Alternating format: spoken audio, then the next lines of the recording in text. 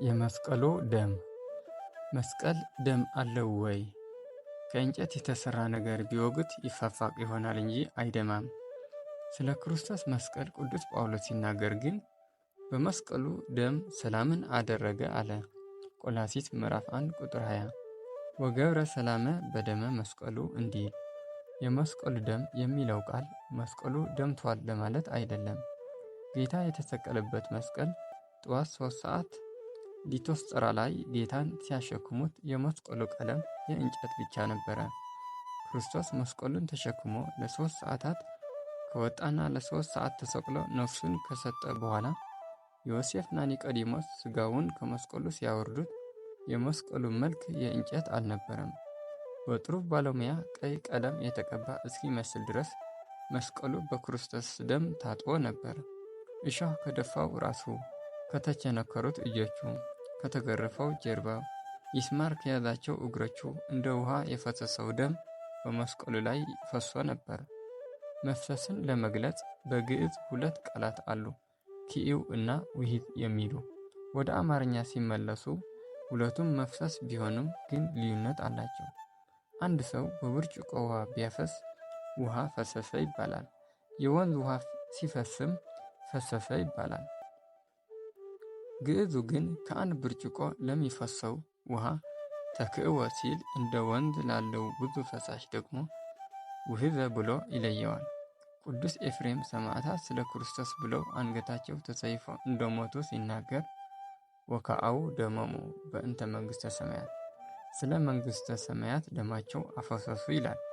ይኸው አባት ቅዱስ ኤፍሬም ስለ ክርስቶስ ደም መፍሰስ ሲናገር ግን በውሂዘ ደሙ ቅዱስ አንጽሖሙ ለመሃይምናን፣ በከበረ ደሙ ፈሳሽነት ያመኑትን አነጻቸው ብለዋል።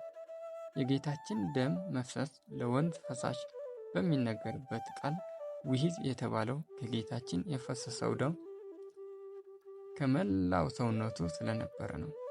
መስቀሉን ለዓመታት መፈለግ ማክበር ግድ የሆነው መስቀሉ ዓለም በተገዛበት በከበረ ደም ስለተቀደሰ ነው።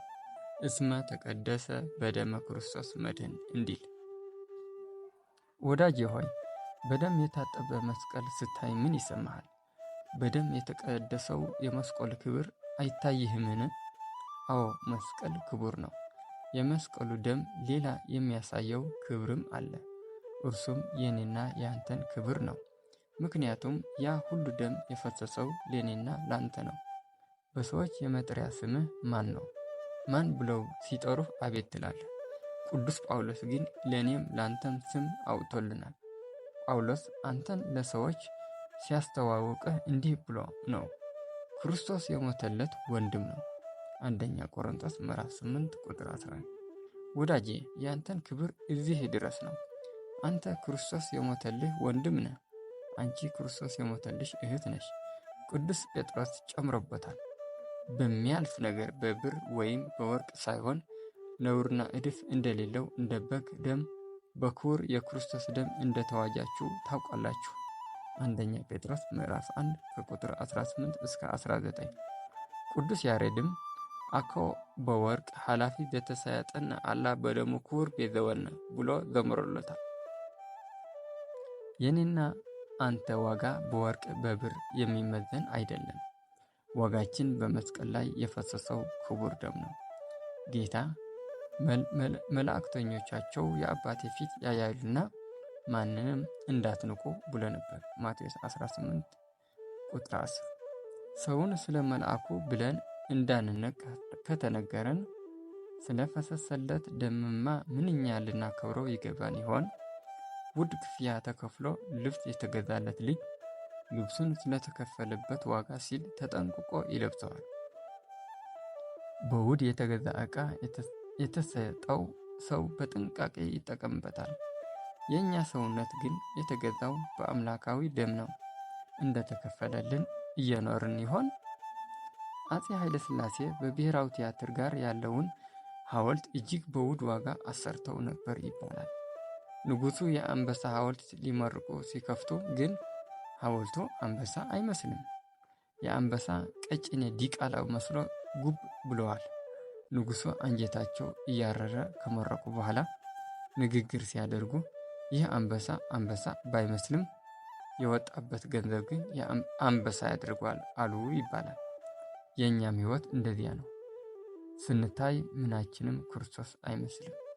አንዳንዴም በክፋት ከሰውነት ተራ እንወርዳለን። ሆኖም እንዲህ ብንበድልም ክርስቶስ የሞተልን ነን። ምንም እንኳን ክርስቲያን ባንመስልም የተከፈለልን ደም የክርስቶስን ያደርገናል።